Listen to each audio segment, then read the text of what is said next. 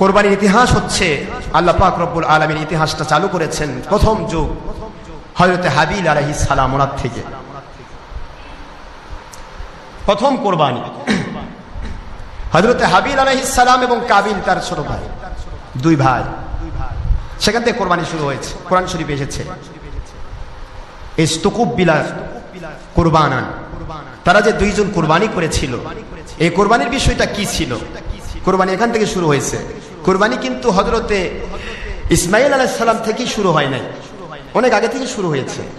তবে আমাদের যে কোরবানিটা উম্মতে শরীয়তে মুহাম্মদুর রাসূলুল্লাহ সাল্লাল্লাহু আলাইহি ওয়াসাল্লাম ওনার শরীয়তের যে কোরবানি, এই কোরবানির ইতিহাস হচ্ছে হযরতে ইব্রাহিম খলিলুল্লাহ আলাইহিস সালাম তার ৮০ বৎসর বয়সে পাওয়া অন্ধের জ্যেষ্ঠী একমাত্র সন্তান হযরত ইসমাইল জবিহুল্লাহ আলাইহিস সালামকে কোরবানি করার নাম। এইটা হচ্ছে আমাদের কোরবানির ইতিহাস। বুঝতে পেরেছেন তো? সেখান থেকে আমরা কোরবানিকে পেয়েছি।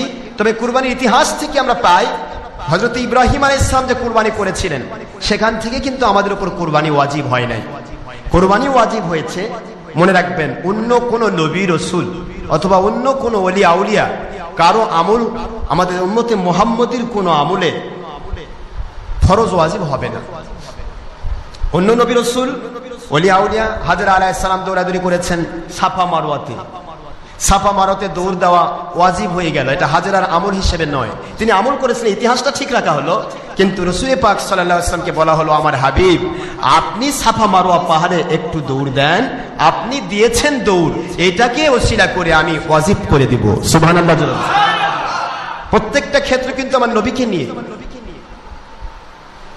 আল্লাহর হাবিব বলেন, লাউ কানা মূসা আলাইহিস সালাতু ওয়াস সালাম হাইয়ান মা ওয়াসিআহু ইল্লা ইত্তিবাই।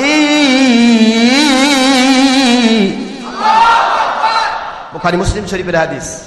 যদি হযরত মূসা কালিমুল্লাহ আলাইহিস সালাম, যেই মূসা নবী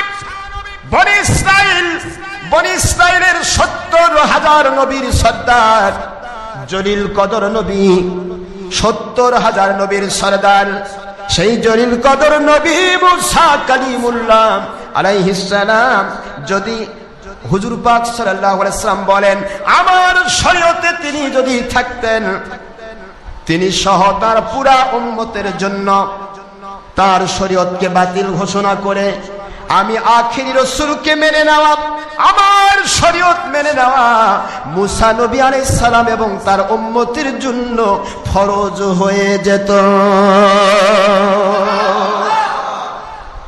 মূসা নবী আলাইহিস সালামের উম্মতের জন্য ফরজ হয়ে যেত, মূসা আলাইহিস সালাম নবীর জন্য ফরজ হয়ে যেত। সুতরাং হুজুর পাক সাল্লাল্লাহু আলাইহি সাল্লামের উম্মতের জন্য পৃথিবীর অন্য কোন শরীয়তের আমলকে ফরজ ওয়াজিব করা হয় নাই। যেটাই ফরজ ওয়াজিব করা হয়েছে সেটাই আমার আখিরি রাসূল হুজুর পাক সাল্লাল্লাহু আলাইহি ওয়াসাল্লাম ওনার আমল। জোরে বলুন সুবহানাল্লাহ।